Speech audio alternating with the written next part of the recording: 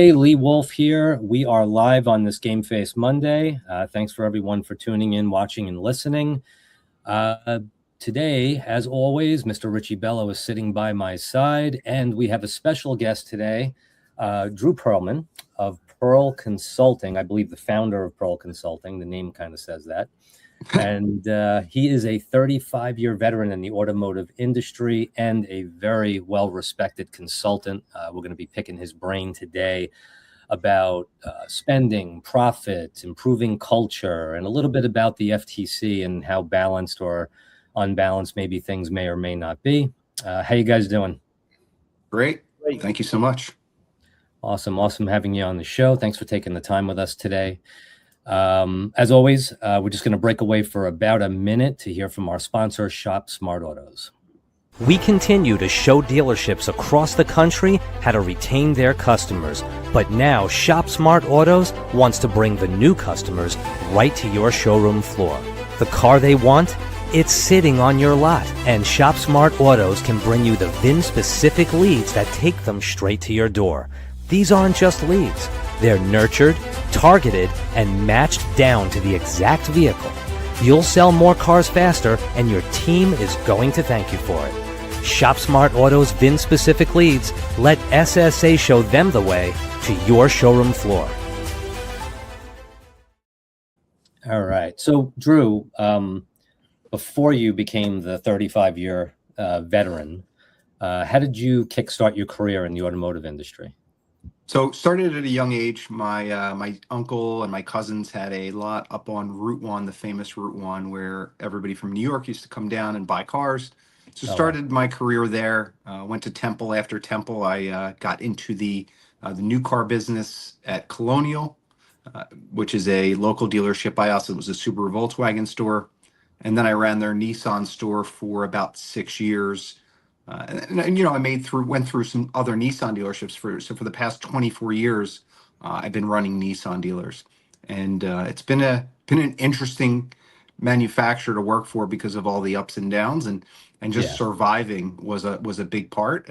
But we thrived instead of just survived, and it was very good.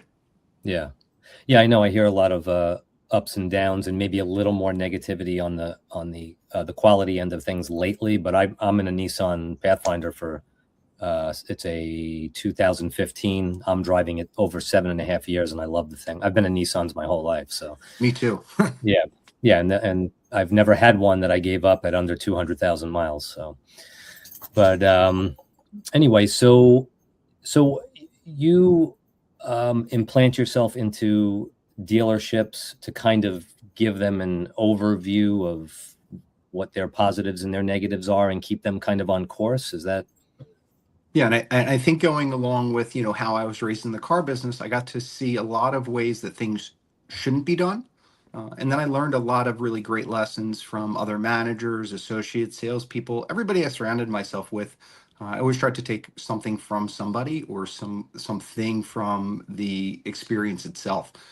And what I really learned in the auto industry is it's not that we make it a lot harder than it needs to be in the industry. I think that when you have the right culture in a store, that is big for me. It was always about what I called, you know, the Pearl way, or my pearls of excellence. And I always wanted people to have the feeling when they walked into a dealership as if they were walking into a high-end restaurant or a high-end hotel, so they felt comfortable. You want it to be warm. It wanted to be, that was really what I always taught. And then it went throughout the dealership, and we were successful just based on how we changed a culture, not changing a process, right? We just changed how we operated, how we talked to each other, how we engaged on a daily basis, whether it be with managers, salespeople, customers, whatever it happened to be.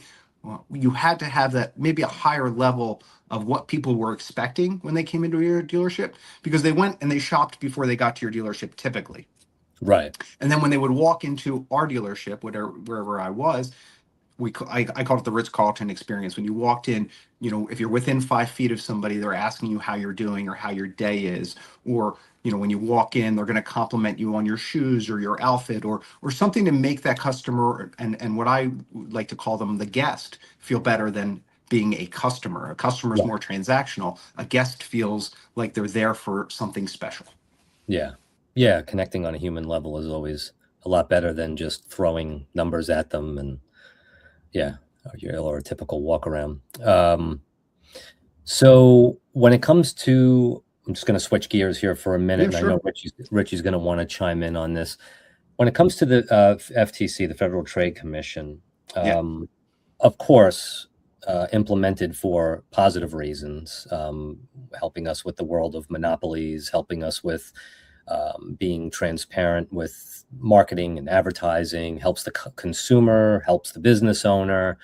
Um, so there's a lot of positives there, and we're not just being down on the FTC in any way, shape, or form. But in the current um, situation with the automotive industry, is it causing us? Do you feel like it's causing like a slowdown, or almost like you try to put an extension on your house, and the government comes in and tells you it's going to take 6 months to get the permits, and like is No, it I think in the auto industry, I think we're a very adaptable people. We change very easily. We're so used to the governments and people telling us what we can and can't do, and then we right? find ways to make it work for ourselves, for our dealerships. The big thing with the FTC, I think it's, a long time coming. I'm on the FTC side on this. Now, obviously, listen, government doesn't regulate anything well. Sorry to say. That's just not what they're great at. Right, right, So, as internal in the dealership world or in the automotive space, we as dealers need to audit ourselves, right? We need to be mystery shopping our own store. So if I have a multiple rooftop dealers, let's say I have 10 dealerships underneath my rooftop, I would make sure I shopped every one of those dealerships and I was getting the same, basically the same responses or reactions based on my shop, because you want everything to be consistent. And I think that's what the FTC is looking for, is we're looking for consistency across the industry, not just the rooftops. And right. they want to get rid of the shady stuff that absolutely drove me crazy, because I never did it and I never wanted to do it, because you don't want a customer to feel like they've been bait and switched, or feel uncomfortable in your showroom. You want to make Yeah, them feel as comfortable as possible. And that's why, like I said, my thing is all about culture. But the FTC is doing something good and it's positive. I think that the more regulation when it comes to online pricing, the better, because it needs to be an even playing field, especially being in Pennsylvania. A lot of the dealers, and I'm not throwing shade at New York or New Jersey, but a lot of the dealerships were in that area, and people would come in my dealership and say, "Oh, well, this is $2,000 less." I said, "Okay, let's call them and ask for an out the door number." "Oh, well, no, right, you got to come in the store for an out the door number," right? They would play the games, and I'd say, "Look, they're doing that, and now, hey, let's read the fine print in their ad. Oh, are you a previous customer of theirs? Because that's $1,000 of loyalty. Oh, there's another 500 that you don't qualify. Here's another five." And it right, was like a math stack of things that you didn't get. So you walked in that dealership and they go, "Oh, well, wait, the car's certified. It shows online certified, but you want me to pay for the certification? yeah, Wait a second, something doesn't." And the problem is the customer's already there, so they're going to deal with the BS because they already know they're already there. They've already wasted their time, so they're probably going to end up buying that car, but in haste, not with a good experience. right, right. Yeah, and it's okay to throw shade because I'll tell you, I've been in marketing and advertising and now digital, about 25 years or so. And we had one, we had one client like 15, 17 years ago that uh, told us we're doing a whole new, huge promotion. It's buy one Honda, get one free. I'm not going to name any names, of course, and we didn't know. We just did the ads. We did everything we had to do. It was, I want big headlines, buy one Honda, get one free. We didn't know that when the customers got there, they were buying a Honda and then getting a Honda lawnmower. And yeah, That's that was so messed horrible. up. Yeah. And it's Honda. Honda's was, I don't know about now because I haven't been dealing with them, but they were strict and they Yeah. came down on us for that. But we had no idea, you know. Yeah. They So should be strict because it's their product. You yeah. represent them. Here's something that I watch a lot happen, and this is a great thing for, like, we all have wives, right? Well, you have a wife or a significant other, whatever it is, Mhm. and because they're not in the industry, if they walked into a Nissan dealership, right, and they had a bad experience, what would they say? They'd walk out and say, "Oh, I'm never going back to look at a Nissan." They Right. classify it all together. They don't Exactly. think, oh well, not every Nissan dealership's different. They think it's all one thing. It's like walking in an Apple store. They think all Apple stores are the same. Right. But all franchise dealerships aren't, and people don't realize that. So they walk into a Kia store or a Honda store and they have a bad experience with that store. It's Now over. that whole brand is off the table. Right. And I think that Right. that's a big thing for it as well. Yeah. Yeah. That would be good to talk about in local marketing. Yeah. Rich, so what are your thoughts here on the FTC? Helping or hurting? Balanced? Where's your thought process on this?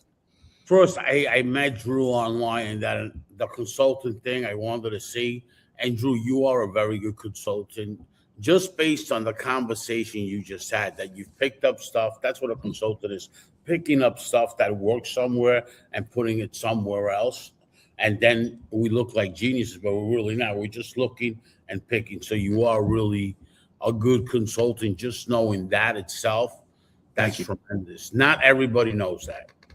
That means you have a lot of experience in the consulting world.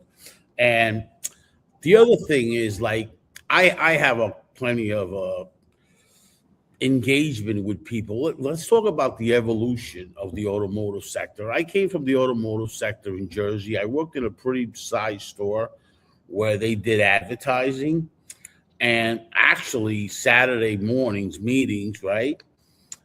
The advertising was this: whoever sells this car gets fired. Okay? Whoever sells this car gets fired. Okay? So I had to be creative. I'm 62. This was in the 80s. Okay?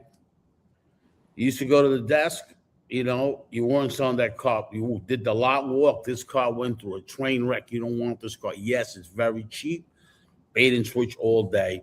And then when you start negotiating the deal and you leave the keys on top of the desk, if they wanted to leave, the keys end up in the roof. Okay. Now they got to buy the car, Richie. So get creative now. Okay, Richie? I was 19. I didn't even know I didn't know what to do. I was a kid. Okay. So the evolution has brought us to here. Now, a customer gets a delivery for a car. He might not complain about the fees, might not. Gets out of the ether, and then they wonder why they get, these fines. I mean, and I'm not shy to say it. Major World got 4 or 5 years ago a fine for $3 million. It was very easy to get that fine. Let's go over something. Today, everybody's the government crawls everybody's inventory every day, archives it, and dumps it in the archive. You're a customer. You call up the DA. You tell them what your experience was. Okay. Now they get that VIN number and pull registration data, because DMV is government owned. It tells you in that registration data what you bought the car for. Okay. Yep. Then when you get that registration data, because you got to put the number on it. Why? Because you got to pay taxes, right? Okay. Yep. Now they go to their archive and look at it. I know a store that got in trouble with this, and he doesn't understand it. Why? For $2 million recently, because they go after the archive. When the government wants, they might not know business, but what they do know is data. And what they do know is when they compile everything, you're gone. The federal government, let's talk about that. The federal government, when they indict you, 98% of the time you're going to jail. When the state indicts you, it's like a joke, okay? This is Federal Trade Commission. Their headquarters is in Washington. They're not playing games. They've had it already. So dealers, be aware. It's evolution that we brought in. That's what's happening. That evolution that we did, it's done. When they want to nail something, they nailed it. Today is much easier than 20 years ago. Everybody's got inventory. It's all digital. All you got to do is crawl, archive that, do data dump, customer calls a DA, VIN number, boom, done. That process is finished right away, and there's a fine right then and there. When they say it's illegal, it's illegal. So dealers, whether it's used car, new cars, or whatever, understand the process. All that data is out there. Registration data has always been available through our Opoken company today. Everybody has it. All right, that registration data is there, and it tells you the price of the vehicle. And it's even deeper than that because they're the government and they control DMS. I mean, the DMV. Once they go into there, they pull more data than it's not available to us publicly, right? So they know where the car's been. They know everything about it. So they track the police book, right? The recording book. They know. So dealers, you gotta be real careful because now it became illegal to do. That's a whole different game. Before you called the DA and you brought the customer back in and you did a whole act and a whole show is different. Now these are fines, okay? And heavy fines. So that's what I mean they can inspect whatever they want, whatever. And a lot of dealers out there are still trying to figure out ways to get around it, right? So it's always they're going to try because that's how they operate, because they've always wanted to operate in the gray, because those are how those dealerships operate. They don't know any different. It's like being taught by the nutty professor. Let's say you go to college and your professor is just an absolute whack job, right? Just crazy guy, but you're being taught by that person. You don't know any different. Like I've, and I won't call shade, but I worked at another recently I worked with a dealership that just the mentality was so 1990, and it was so hard to talk with somebody because they were 100% feeling that they were right and I was wrong, right? They didn't, because they didn't know any better. It's not that they're dumb. It's not that they're not educated. They're educated on the way they know how to do it, and that's the way they've always, and that's how they educated their people. So like I said, I walked into a store with so many issues and I go, oh my gosh, how is this happening? And it was like, whoa, is there something wrong? But it's how you're taught. It's like trying to tell my mother how to make Sunday sauce better. You come from the car business where it's real simple, right? Let's talk about this a minute. A service audit is different than a car audit, right? So how do they know when you're doing too much warranty work and you're banging out too many recalls? Real simple. They have people behind the scenes in the OEM that are looking for warranty. This store, let's compare it to here. And boom, they don't even have, they just flag, that flag's an audit. If you got a store that's doing 75% warranty work and everybody else is doing 45, they know what you're doing. They know you're telling you used car lots and all that. Bring those cars in on warranty and bang, done. It's been happening in the car business. You have to be at the OEM side and you have to understand their process.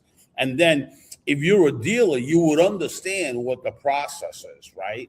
If you're a dealer, you went to NADA and you went to the academy, they teach you one thing, but knowing what they're looking at, okay? Honda, right? Let's look at a 20 group in the back end of Honda, and let's figure out what that size store does percentage-wise in warranty. Why is that store at 65% and the group is not? How could the recalls, this guy be at 90%? Or he's doing something really good and we got to figure it out, They flag an audit. And for those people that don't know what a service audit is, all your warranty work, no more money. They hold the money until the audit is over, and you're called an underperforming store until they finish their due process. Bang. That's the same thing with the Federal Trade Commission. It's the same thing, guys. Dealers, pay attention because now it's law. Whole different game. Before it was hearsay. Lee has a problem with a car. He's unhappy. He calls a DA. The DA calls the dealer, calls me, Richie, this, that, and I want no problem with the DA. So I call back Lee and I says, Lee, listen, what do I got to do to make you happy, man? Right. It ain't like that now. No, and the FTC now is bang, they slap me.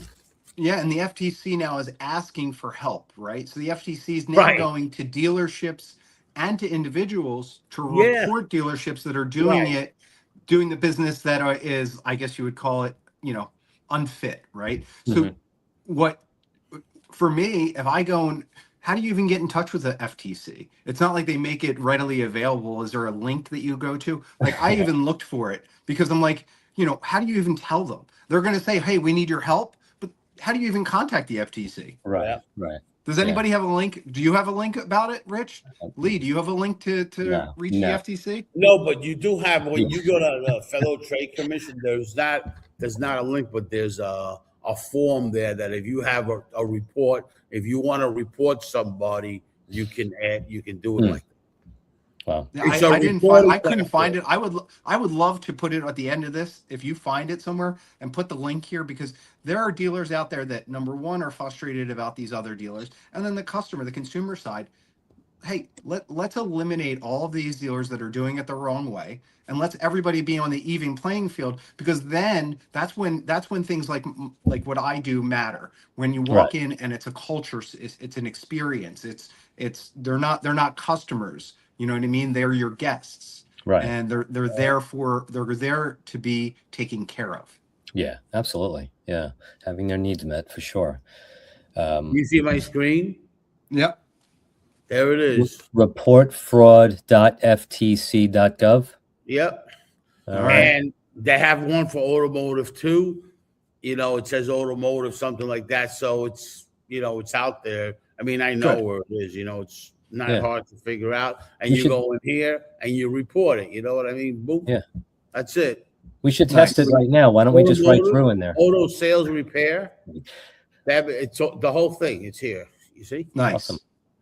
So it's out there. All right, so it's up now because it wasn't recently. So that this is the new change. I didn't see it about a week ago when I went It's looking for always it. been up. It's a Has dot it? and it's Okay. hidden. It's a dot. I've been dealing with the Federal Trade Commission. I don't know if you know what I did before. I worked with Polk, R.O. Polk and Company, and I've been dealing with them a long time. With Gotcha. data and all Gotcha. this. So they've always had that. They have to for different industries. For But it's sure. a dot, and then Google doesn't index it, so you can't even search it. Really, nothing comes up when you search it because they have it blocked. Got it. Okay, so that's probably why I couldn't find it. So I just put in the URL and put it in because I Gotcha. know it. And I don't remember a lot of things because I mean I do have a good memory, but I'm dyslexic. I don't know how to write a lot, but that I know how to write. yeah. 3 letters. So, FTC. Drew, Yeah. coming off of, and I know this is like such a beaten subject, but I feel like it's still affecting things because it's kind of fresh. Yeah. Coming out of COVID, Yeah. when you're implanting yourself into these dealerships and you're taking a look at their overall picture, is there, of course, I have an answer in the back of my head, which is training, but Yes. is there something that stands out that is a common thread that's a problem? And is it training? Because everyone kind of got so used to people kicking the doors in for cars and, Yeah. And I think you got a lot of promotions based on dollars, not based on cents. And what I mean by that Yeah. is you have some guys and gals that did a great job during COVID and made a whole lot of money, but didn't do it the right way and also weren't raised in the business when it was the 1980s and the 1990s and 2000s when the market crashed and dealt with all of the ups and downs. A lot of them are typically the ones where I see issue are guys and gals that started in the industry just prior to COVID or during COVID. Yeah. And they just don't understand how to take care of a customer. I think it's just a different approach. But Yeah. more importantly for me is when I go into a store, the first thing that I'll do is I interview every single employee for about 15 minutes to a half hour. And I don't ask them about their job. I don't ask them about what they do. I want to find out about them because Right. it doesn't matter to me as far as the questions of the job. I want to know, are you a good person? Because Right. if you're a good person, I can mold you and help you be better at what you do. But if you're a bad person and you can destroy the culture, forget about it. And Right. you need to know that right when you walk in the door day one. Who's going to be the one that's going to be bucking the system and, creating cancers throughout your dealership? That's my most important thing that I do when I go into a dealership. But the mentality since COVID You need to really retrain everybody to understand that people are coming in looking at $50,000 as the average car price right now in the United States. That is what houses were many years ago, right? Yeah. And it's a high-end purchase. It is now a luxury item. It is not just a need. It is a Yeah. luxury item now that you need to change your approach. People are spending their life savings on cars right now. It's Yeah. It's wild. ridiculous. It's ridiculous. Yeah. It's way out of hand. Yeah. Every time I talk to people that jump into a car now, again, I drove a Nissan Sentra. Even though I was making six figures, I drove a Nissan Sentra for 22 years because my ultimate goal was to give it to my kid so he can learn how to drive in it. That's the way my brain works. Yep. And now I'm in the car for 7.5 years. So I'm kind of out of the car purchase. I haven't been in it in a while. But right. And it's funny you said that too, because my buddy called me the other day and he's looking for used cars. His car had an issue. We sold it I took him to CarMax. We sold the car to CarMax. Sorry, CarMax, you got a bad one there. But he's like looking at online prices and sending them to me. And he's like, oh, you think I can get this for 30,000 out the door? And it's online for 33,000. I think that's the other part that consumers don't understand, that the margins are not there. You can't, Right. But also on the sales side of it, a dealership will go, oh, this guy wants to be 30,000. He's an idiot. He's a moron. No, he hasn't been in the market in 7 years. You need to educate him before you say this guy's not a good customer. Yeah. Yeah, absolutely. Yeah. And I hear, and these people that are buying cars around me, I'm thinking like, oh, that's probably, $300-400 a month, and then they're pulling out $700, $800, $900 payments. And I'm going for a Toyota. Like, I don't understand. Yeah. Yeah. You don't get it. It doesn't make sense. Right now, nothing makes sense. No. I just did a TikTok yesterday about, a $35,000 household. The average $35,000 household has payments over $738. Think about that math. You're making only $35,000. You're talking about that's groceries. That's, living expenses. You can't survive making $35,000 and having a $730 to $38 car payment plus insurance. You're at $1,000 before the day even, where are you getting the rest of your money? Yeah. Yeah. You cannot survive. No, you can't. It's impossible. I mean, these prices, these are telephone numbers. I mean, these prices between car payment, insurance, and grocery alone, it's like, not only do you gotta work in Uber, you gotta work in whatever extra. It used to be like the 70s, you did extras, and now you really gotta do extras. You gotta have 3 jobs. Because if you don't do something quick, your whole family's gonna starve, and you're gonna go right out of business, and you're gonna lose the house and everything. I mean, this is crazy. There's mortgages between taxes, insurance, pack, whack, and smack, I call it, that went like, in Long Island, that went from 3,500 to 6,000. Now you expect, he goes, oh, we're predicting that there's going to be a very bad storm, so therefore the insurance goes up. And for the car business too, insurance goes up. And then, by the way, the CNBC did an article yesterday. I don't know if you guys saw the article on CNBC, but it says 20% of the American auto loans are over $1,000 a month right now. Oh, yeah. Right. Here's the thing, that the land of the rich and famous. Right. Here's the thing: the pulse on the economy is Uber. You know why? That tells me how unemployment is right away. Do you know why? Because I have the data that's telling me what Uber is sharing with drivers. There's so many volume of drivers right now in Uber that Uber says it's the most craziest marketplace ever. They have more drivers than DoorDash and Lyft combined. Wow. Okay, it is so big. That's hedge fund companies right away tap into Uber and check out. That's how you know when there's unemployment. We don't even listen to the labor board or nothing. You go right into that, and once you know that data, how it works, boom, it's crazy right now. That's interesting. Yeah. That's interesting. And that's very interesting what's happening in the marketplace. Of course, there's a lot of people that have a job, but then they need extra money and they work on Uber a couple of hours. But the Uber thing is getting so huge. Yeah. And it's like unbelievable. Yeah. It's scary. What do you guys think?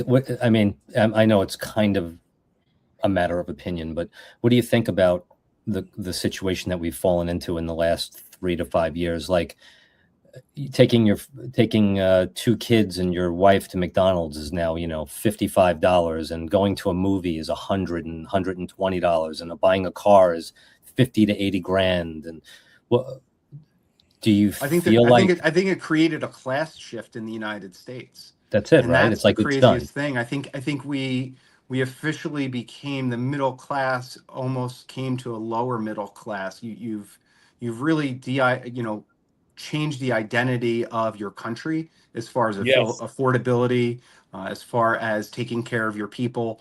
It really is out of hand. But there's so many not great articles, sad articles that you see online about families not being able to afford just groceries or just their normal bills anymore.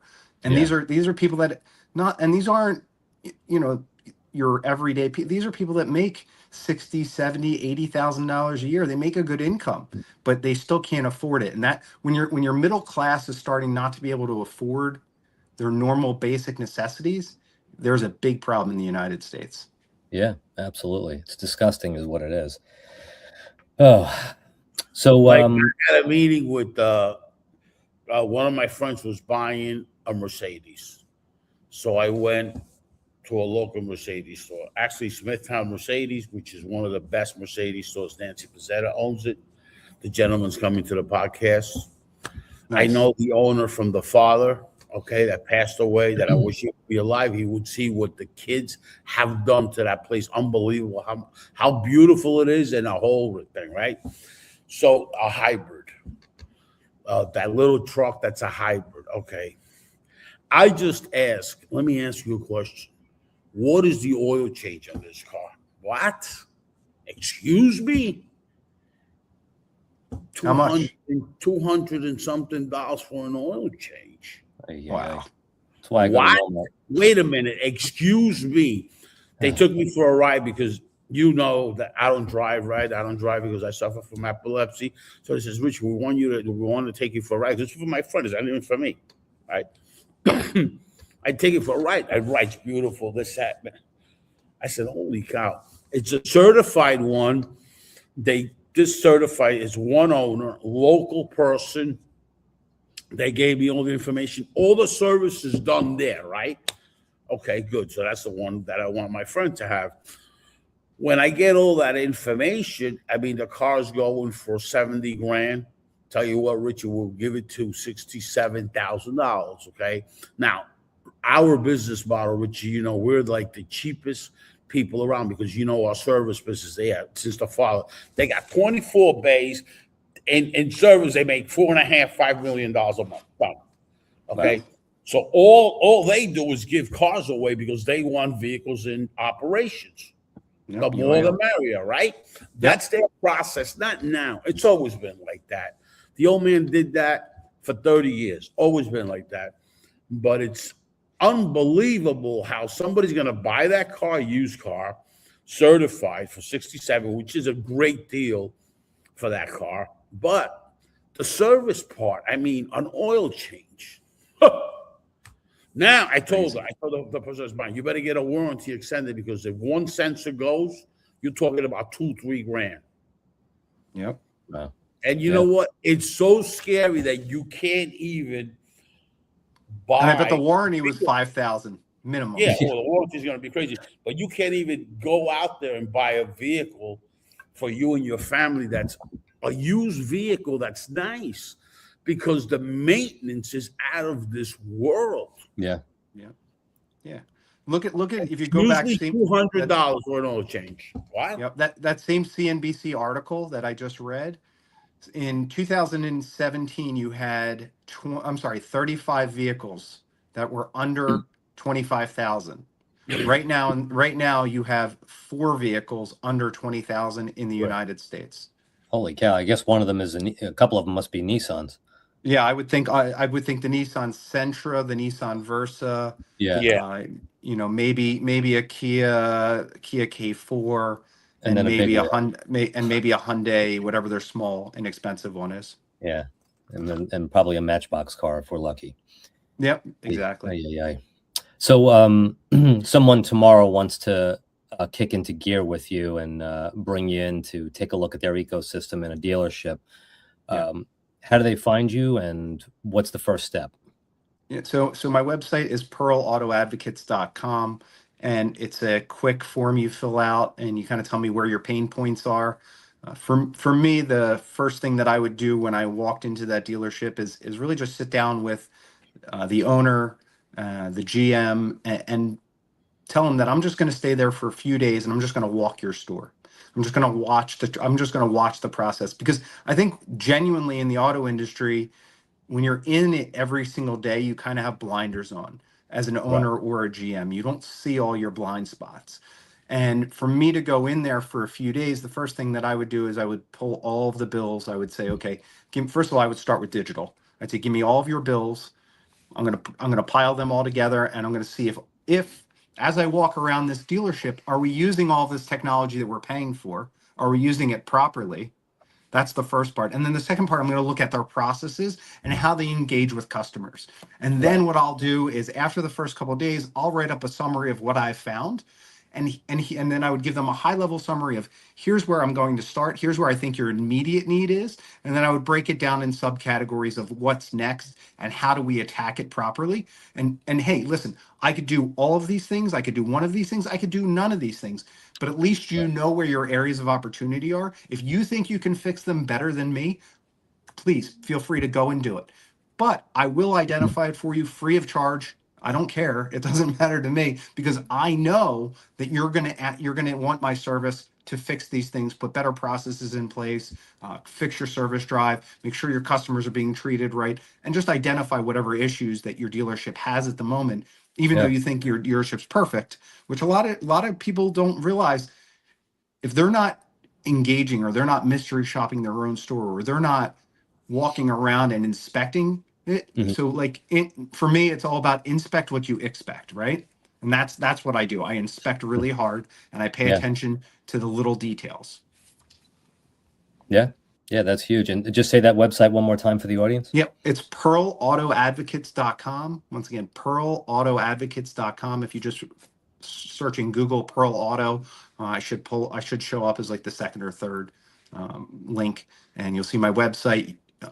Right now I do both sides. For this summer, I'm having fun and enjoying myself, and helping out some friends buy cars. But Awesome. I'm truly passionate about being on the dealer side and helping dealers grow.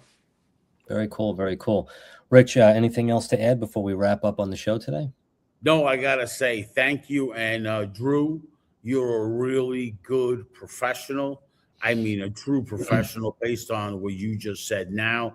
And I'm looking forward to engage more with you and actually learn more about what you do and where you're going with it.